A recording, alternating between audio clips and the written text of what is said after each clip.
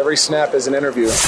After the Snap. What a snap. Hey, keep your mouth shut, 50! I lead by example. With Blake and Reed Ferguson, discussing life in, out, and after football. To be able to leave walking away with a degree and a championship, it couldn't be any better. Yeah!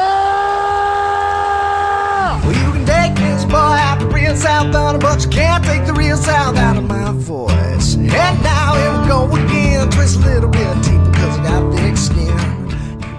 So, Reed, we had some huge news out of the NFL this morning.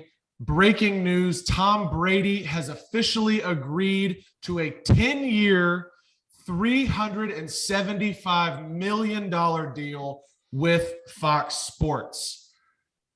That's like double what Tony Romo and Troy Aikman are making right now.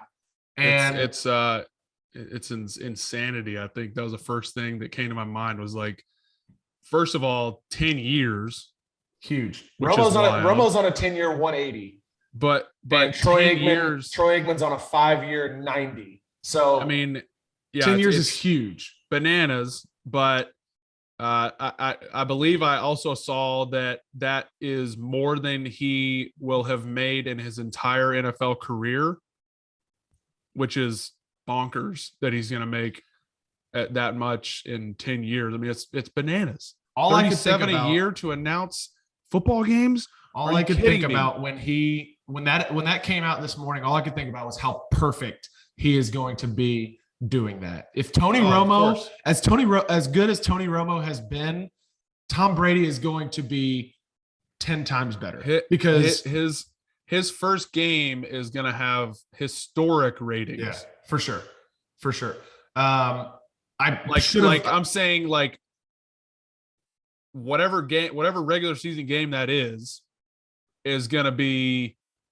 I mean, it's going to be like AFC NFC championship game numbers, for sure, tens of millions. The only thing that I'm surprised about with this deal is that they didn't do like a short-term tester contract. Now, Tom Brady is used to being in front of the camera. He's done it for 20 whatever years, and he's a natural just because he's been in front of the camera for so long. I'm surprised that they just jumped right into a 10-year deal with him from the jump. Like, what happens if he's not as good as we think he's going to be, and it's, terrible in the first year or two? Like, do they have an opt out in the contract to where they can get out of the last 8 years of the deal? There's or are they locked probably in? There's probably some sort of opt out because of that. Obviously, I mean, I don't know. That makes sense that there will be an opt out. I mean, you see it every year. These big free agency deals, the numbers are massive, right? Everybody wants to pump out like the biggest number possible, but then after the second or third year of the contract, there's an opt out, or the contract is extremely backloaded, where all the money's in the last 2 to 3 years of the deal if it's a long-term contract. Baseball does this all the time. That could very well be. I doubt that's how it is, money wise. Like I'm sure it's relatively the same, 37.5 per year or close to it over the length of the deal. But I'm sure there is some kind of out for Fox just because there's no extended. Nobody's had an extended look at Tom doing this. Obviously, easy to think that he's going to be great doing it, but you never know. Yeah, I was doing a quick Google search and I couldn't find Drew Brees' NBC contract. They haven't made. I think he got more. I think I want to say he got more than Romo and Aikman. He got more than 18 a year. Yeah. So, but I mean, it's crazy to me to hear about these guys signing these deals and agreeing to these contracts before they ever even finished playing. Drew Brees did it. There were talks that Sean McVay was going to walk away after the Super Bowl to go be a commentator, and now Tom Brady has agreed to this deal whenever he retires. Like strike while the iron's hot. Could be this year, it could be next year, it could be 3 years. It's whenever he's done playing. He's got $375 million waiting for him right there. Yep. Bananas. Well, one more thing I wanted to hit on that I thought was very interesting and something we've covered at length on the podcast over the past year plus. Just before we get into our interview with Gabe, I wanted to hit on this new NCAA guidance, quote guidance that they came out with for the NIL stuff and the boosters. Clearly, there's been a huge issue, I'm going to say, with boosters stepping in. We talked about it before. Chaos With different companies and LLCs and private money. I mean, there's literally no idea. I mean, if you thought it was bad before with money under the table, it's probably it's worse now. Maybe, I don't really know because I'm not there. But from what we're hearing, there's just so much money being thrown around. I mean, I think he plays at Miami for the University of Miami as a basketball player that threatened to transfer if he didn't get enough NIL money. He said he wanted like $5 million in NIL deals. That's bonkers. Like negotiated by the school. That's bonkers. Or else he would leave. But the NCAA, as now obviously it was coming all along. This is a side effect that they didn't know. Didn't realize was going to maybe be this bad. Some people did, but like us. But the NCAA basically trying to retract, if you will, on the interim laws that they came out with last year. They're basically trying to go back and fix the mistakes that they made by not coming out with like an official rule book policy. And they're basically trying to go back and fix their mistakes one by one. And I'm sure to the high heavens that these lawyers for these schools that these boosters and the players on the player side are just chomping at the bit for the NCAA to make some more rules against stuff that they've already tried. They're already doing and have tried to do already. I'm sure it's going to be a long road. Yeah. The big thing to me that comes out of these new guidelines is the sort of breakdown of the definition of a booster and how the boosters are now being bunched into the recruiting side of things, which is funny because we just talked to Jalen Waddle a couple of weeks ago about how this is going to develop. And the biggest thing that he said was that how this was going to affect recruiting. And now 100%. They're just 100% going to pull it out and just completely do away with it. This particular article from Outkick says that the definition could also include collectives that are set up to funnel name, image, and likeness deals to prospective student athletes or enrolled student athletes who might consider transferring. So Texas A&M, Alabama, I'm sure LSU, all of these schools who've set up these LLCs basically to just send over money, not having to do any kind of promoting. They don't have to do they don't have to do anything. It's just cash going into their bank account. Yep. That's going away.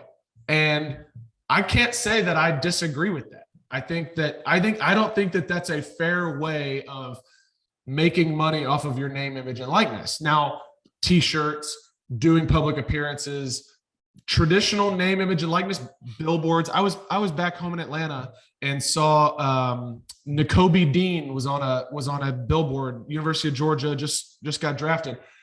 He was on a billboard for like a personal injury attorney, and so things like that I feel like are good and beneficial. But these LLCs that are set up to just basically funnel them money, I'm okay with them doing away with that.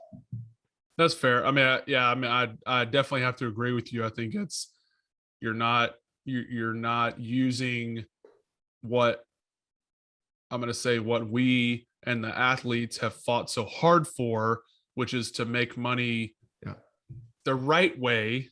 Right. And I know it's funny to like throw this word in with the NCAA, but an honest way. Yep. Right. Because it used to be so far on the other side where you couldn't make any money and you got suspended and everything if you did take money, or if they found out you took money, I guess.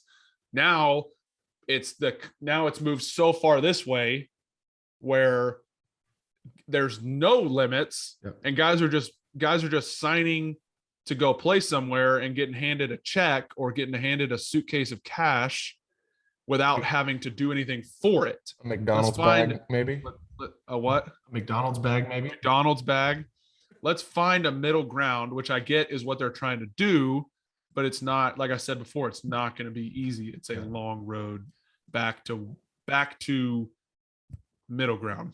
Yeah. One other thing that I just wanted to note from this particular article as well, the NCAA enforcement staff, as part of this whole guidance and the new guidelines and all of the policies and stuff that they're coming out with, says they're only going to investigate deals retroactively that are clearly contrary to the published interim policy. So they're not going to go back searching through every single NIL deal. They're not going to try and, fork through all of that stuff. They're only going to include the most severe violations.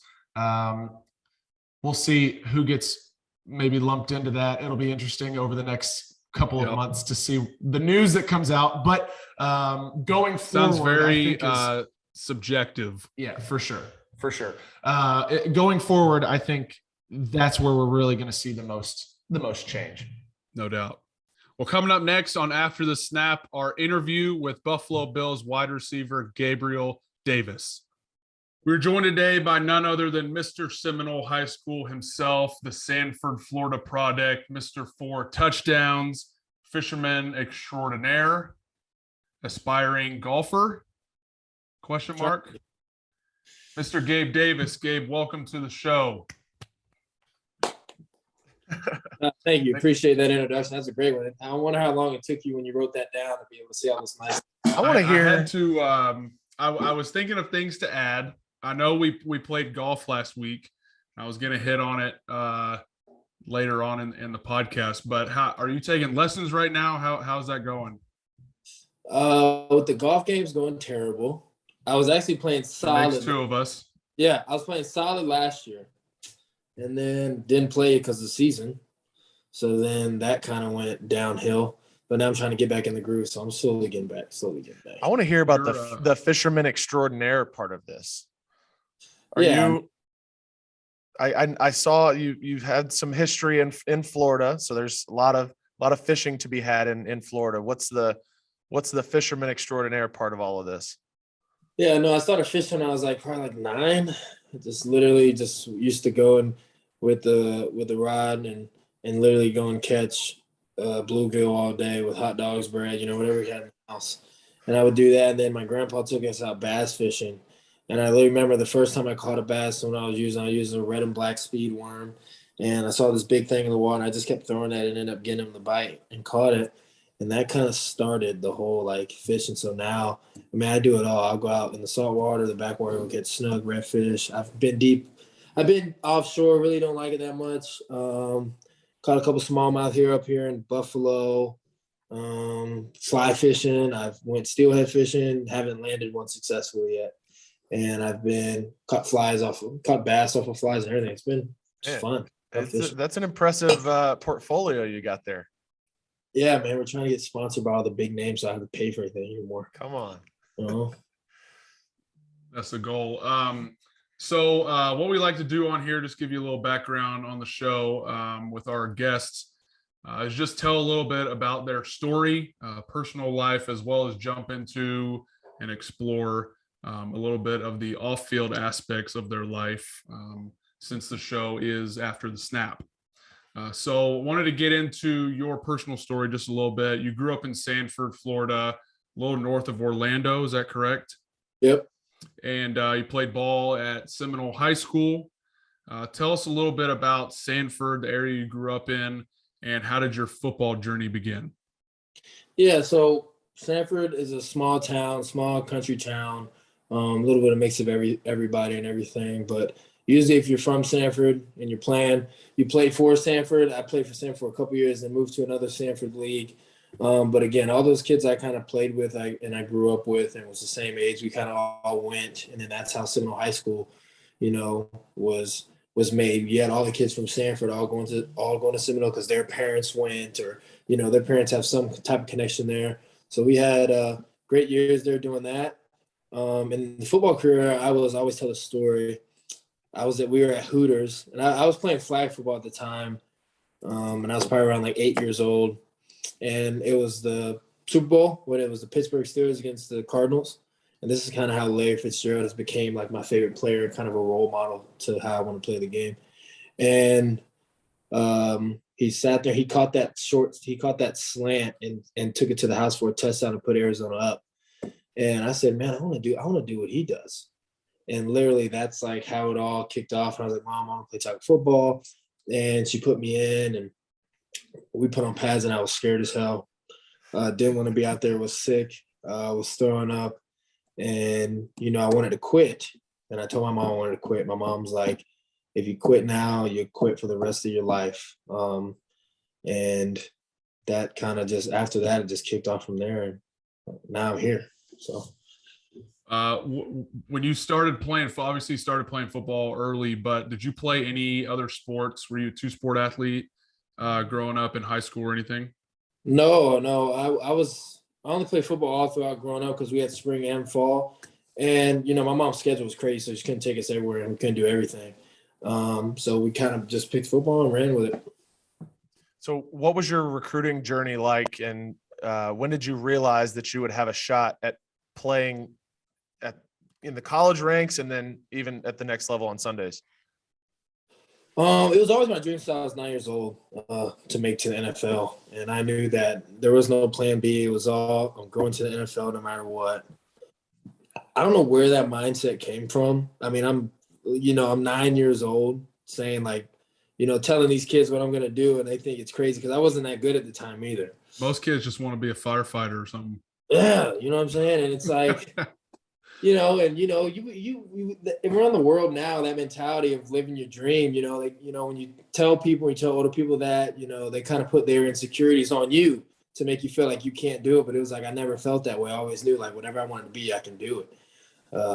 And my mom instilled that into me as well. But I saw how hard she worked to be able to take care of us. And I kind of took that into the football game at a young age and was very successful with it. But so once I realized, I always felt like I was being NFL. I always knew I was going to be in the NFL. I feel like I put the type of work in to do it. But it was probably when I for sure knew I was going into my junior year of college, and I wouldn't say I was just dominating. That sounds kind of arrogant, but I was being real. You can brag a little bit. I was really successful when it came to the camp and when it came to working out and competing. And I just knew that I had a shot. And I was around guys since my junior year of high school. I was around Saquon Barkley, Dak Prescott, Derrick Henry, and I saw what work looks like at that level. And I saw what pros do to be pros. And I took that, and I knew I was a step ahead of everybody. And once I seen that, and I knew that all I have to do is just sacrifice, all the fun stuff, spring break, Christmas break. I was working with the pros, doing what I could do to become better. And that's when I knew I was putting my game to the best at that time because I was around the best. And that's when I knew it was like, man, when it comes my junior year, I'm going to be able to leave after this year. I even told my guidance counselor, Miss Tara, I said, don't tell me to do schoolwork. I'm not doing it. Now, I don't suggest that. We didn't come here to play school. Yeah, I didn't come here to play school. It's a school first, football second kind of a thing. That's right. And I kind of took that, and that's when I knew, like, man, I know I'm going to make it. We always used to joke with some guys, some of the like superstar guys that I played college with, like they say you're student athlete, but those guys, like there's a small group of guys that are athletic students. Exactly. It's the other way around. It's the other way around. Right. You flip it. It is. 100%. Who were a couple of guys? I know you said Larry Fitzgerald. Who were a couple of guys that you grew up watching and sort of try to implement a little bit of your game kind of after them? Yeah, I was so growing up, I was a Green Bay fan. I was a big fan of Randall Cobb. I was a big fan of Jordy Nelson, Greg Jennings, Donald Driver. Like I always watched those guys. You know, that's all I ever had around me. Growing up, big Aaron Rodgers fan. But when it came to receivers and I started to grow up more, I liked Michael Thomas. I like DeAndre Hopkins. You know, bigger guys that are making those contested catches and, you know, probably aren't the quickest guys on the field, but still get open. And are real violent when it comes to running their routes and getting off the line of scrimmage. So I try to mimic that game and take that as my, you know, my strength as a receiver, being a bigger guy, just being strong, being physical, being violent, to make the catches that I want to make. So I saw your younger brother signed with UCF while you were still playing there. Reed and I obviously have the history of playing in college together. Were you guys there at the same time together? Tell us kind of about that experience with both of you being at UCF. Yeah, no. So I left the year that he was going there. Okay. So you didn't overlap. Yeah, no, we didn't overlap. But you know, I'm glad he was able to kind of follow in my footsteps to go to the school that, because funny story, my brother, and I don't know if I'll get in trouble, who cares? My mom, he would sit, like when he was younger, he was a little softy. He would sit on the sideline. Like he wasn't playing. And my mom's like, I'm not paying to watch you sit on the sideline. So she takes him out of football from probably like 10 until she's like, you'll be able to play when you play for free. So then he gets to high school, and that's when he kind of started his football journey. So it was his punishment was that because he wasn't playing well enough, he wasn't getting any game time. She was like, I'm not paying money to come watch you on the bench. 100%. 100%. And I kind of set a standard in the house of what, you know, a person has to, when we play sports, you know, and that's how my mom kind of grew up too. You know, she grew up real tough as well. I mean, that's how she raised us. But I mean, you know, that's how I was raised, man. My mom loved that. Dedication to excellence for sure. Exactly. So jumping forward a bit, kind of get into the professional side of things. The past couple of years, you're drafted to Buffalo. Your personal success on the field is pretty well documented over the past couple seasons. What do you think is the most dominant part of your game as a receiver? I would say again, my most dominant is probably me knowing all the positions. I feel like that helps me out because I know what everybody else is doing, and I can kind of read the defense to figure out what they're going to do based on, you know, the route concepts we're running on whatever side I'm on, or even the backside. So it helps me out a lot to be able to know where the spots are going to be because I know what everybody else is doing as well. And I feel like that's how it helps me kind of get open. I know Beasley's big on that as well. Cole helped me out a bunch with that when it comes to him running those option routes in the slot. And he's a real guru when it comes to being a receiver in that position. But I would definitely say, you know, knowing the playbook is so helpful for me because, you know, and that's the thing that I talk about. Like I run a 4.5, like I'm a slow receiver. Like there's guys that run, you know, the 4.3s, the 4.4s, and some 4.2s, but it's like, are they playing at that speed? Because you got to be able to process the playbook and then get out there and know what to do and be able to adjust on the fly. And it's like, if you can't go out there and process that fast enough, you're going to play slower. And I feel like with me, it's like, yeah, I'm a 4.5 guy, but I'm going to play at 4.5 because I'm going to know when I'm out there on the field what's going on as soon as I hear it, as soon as I see what's going on. So I feel like that's a big advantage for me. What was your major in college? I feel like you're a really smart guy. My major was interdisciplinary studies, but I regret it though because I do like to read a lot of stuff. I do like to read about like what's going on in the world and everything, and kind of out, you know, like new things. I love Jordan Peterson. I feel like an idiot whenever he's talking because I can never understand him all. That makes two of us. Yeah, I sit there and press pause. He's interesting to think. He's interesting to listen to, but some of the stuff he's saying, I'm like, I have no idea what you just said. He's talking about the most simplest thing, but it's like he's so articulate. And like, so when he's talking every 10 to 15 seconds, I got to pause it, look up the word that he says so I understand what the whole sentence means. And it's like, that's what I do, like literally all day. I listen to smart people on podcasts talk about, you know, everything, like anything. I listen to everything. That makes three of us on here. How much has Steph helped you since you guys met and have been playing together?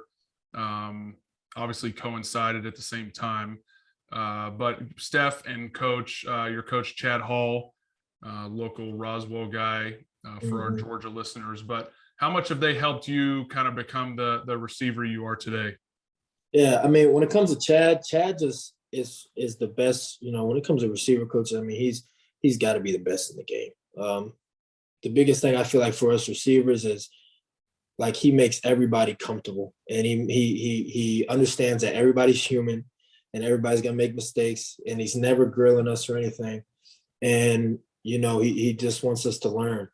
And Chad makes everybody so comfortable out there to go out there and play the way they play football. And that's what makes our receiver corps so good.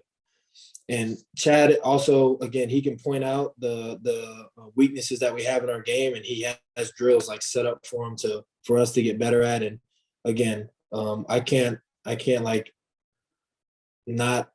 not bring up how important it is for a receiver to be comfortable to know that he's going to know that mistakes are going to happen. I feel like when a coach is on players, and if they drop a ball, it's a big deal. Or if they mess a play up, it's a big deal. It's like, man, that's going to happen from time to time. You just got to pick it up and keep moving. But Chad played the game, so Chad understands that. Chad knows that no matter how many balls you catch on the jug, no matter how many times you study, there's going to be a time where you mess up. And again, he lets us play free, and that helps us a lot. And then with Steph's just a great leader. He's a competitor. He's an alpha. He's an alpha male. He brings that energy. He brings that competitive side to the game. And him helping me, I mean, all I have to do is watch him. He'll explain things to me as well, and how he runs certain routes and what he thinks about when he's out there. But just being able to visually see him do what he does, and then him being able to tell me, what's going on in his head when he's doing these things, is what's really kind of stepping my game up and making me change some of my route running and how to make everything look the same and how to set certain stuff up. So I'm definitely learning a lot from him. One of the things that Jalen Waddle mentioned 2 weeks ago on our podcast was the addition of Tyreek Hill just made everybody in the room step their game up a little bit higher. That sounds exactly like what Stephon has done in that room. Just bringing that extra level of competitive nature makes everybody want to be even just like 1% better every single day. So it's cool that there are people who just have that effect just naturally. Next question we have for you. I know this is probably a tough memory to pull back, but if you weren't already on people's radar, the 4-touchdown game against the Chiefs probably put you on their radar.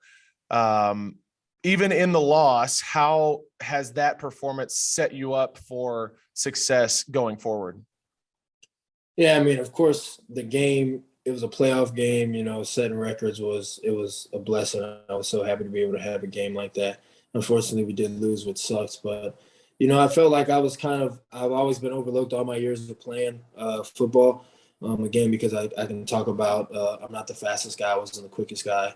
I wasn't the strongest guy. So I was just always kind of overlooked as a guy who they really didn't know if I was a tight end or a receiver.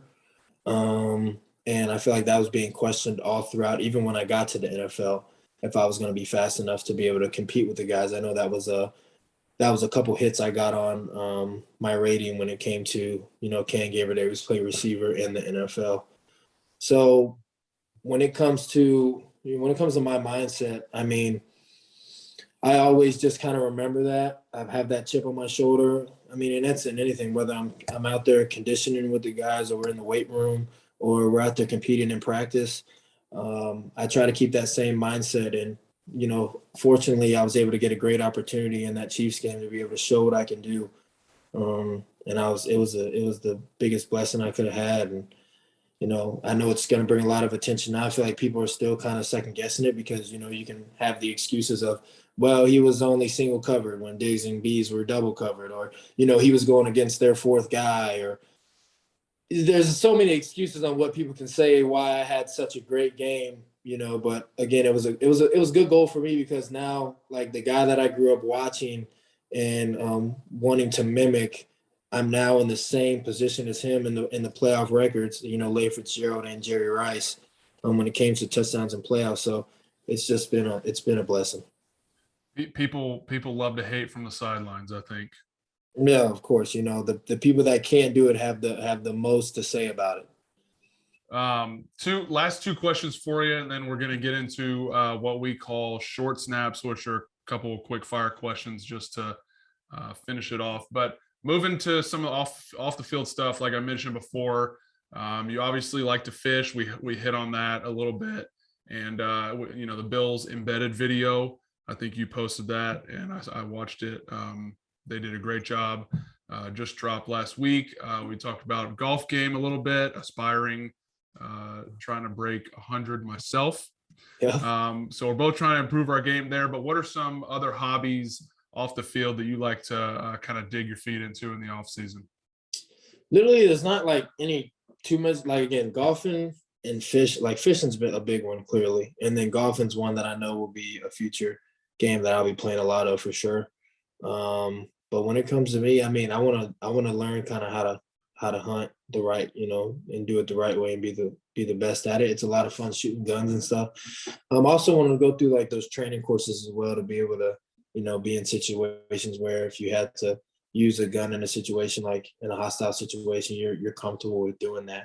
You know, it's easy. Like, you know, we live down in Florida, so it's easy to own a gun, but being able to use it and being comfortable with it is the whole next step of owning one. And I feel like everybody has to be kind of responsible when it comes to that aspect of it, not just over here just walking around with guns on you, but being able to use it the right way and be safe with it as well.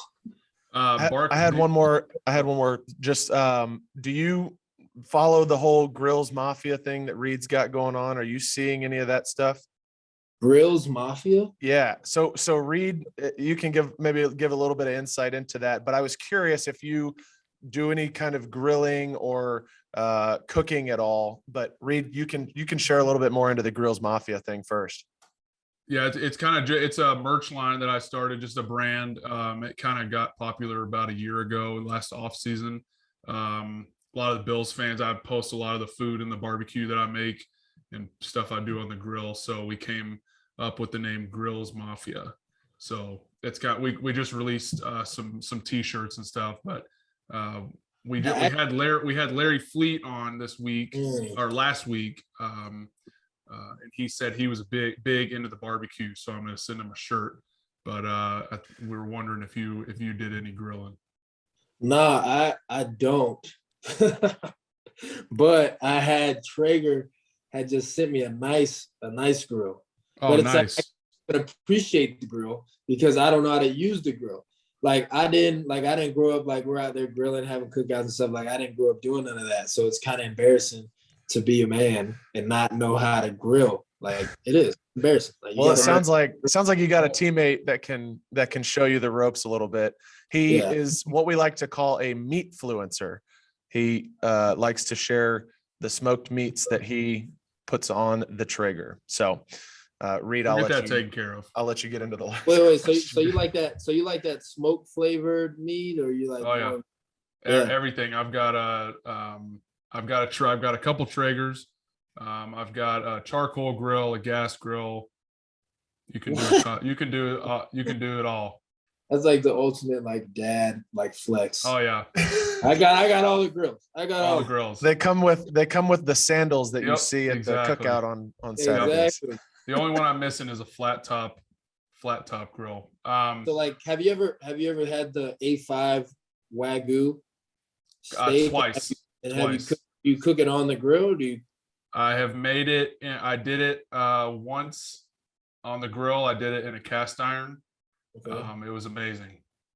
Okay. Yeah. I had it. What? So this place called it's very buttery. I love the taste. Dude, this place called the Wagyu Shop sent me like $2,500, like $3,000 worth of like just Wagyu beef. Love that. Bro, that steak. I can't even eat another steak. Well, who grilled it for you? My trainer did. My trainer knows how to cook. Yeah.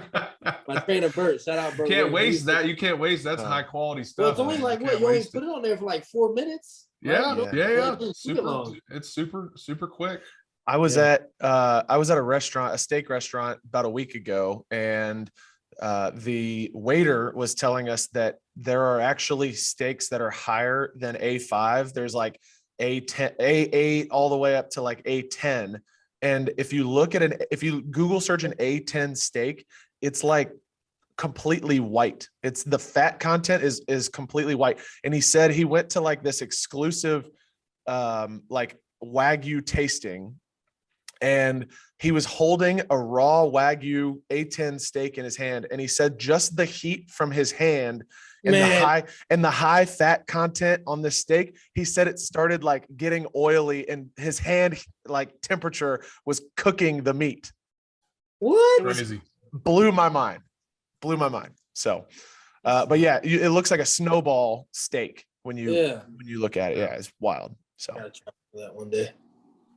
Last thing for you, Gabe. I remember in the 2020 season, I saw a story come across my timeline of you helping out your high school by covering some of the expenses for, I think it was their playoff run. The They're in the playoff run. playoffs. And then you also provided some Thanksgiving meals to some of the local first responders back in your hometown. Are you involved in is there any other charity we can kind of shout out that you work with kind of specifically, or a group of charities that we can provide some airtime to? There's not like any set like group of charities that I do. It's just literally I just try to help with whatever areas I feel like I want to help or feel like I need help or want. So me and Matt did the thing with Jackson. We got him some running legs. So this 50 legs thing is a prosthetic company that literally will give these kids brand new legs all throughout until they're 18 years old. So it's like that's the other thing they're doing. Me and Matt got together and we were able to get a kid a set of legs, Jackson, which is awesome. And he got some blades to run with too as well. I did the first responder thing because I have two guys I grew up with that are now both a sheriff and a deputy. So those guys go through some stuff that no one even knows about on a daily basis. And, say what you want about them. At the end of the day, you don't hear about 99.9% of what they have to deal with every single day. So definitely got to look out for those guys. And then, the high school thing. I mean, I knew back when I was younger, I want people to support us when I was playing, to be able to have the nice things or be able to just get where we need to go. And those guys actually end up winning the state championship. So it's like, hey, I'm glad I was able to be a part of that. So, Gabe, we want to finish with a couple of questions that we like to call short snaps. And we'll kind of go rapid fire. These are just some fun personality questions. The first one that we have for you is, what is your favorite away stadium that you've played in so far? Favorite away stadium? Oh, shoot. I mean, even though we lost in there every single time, I'd say the Chiefs. I love playing at Chiefs. It's fun.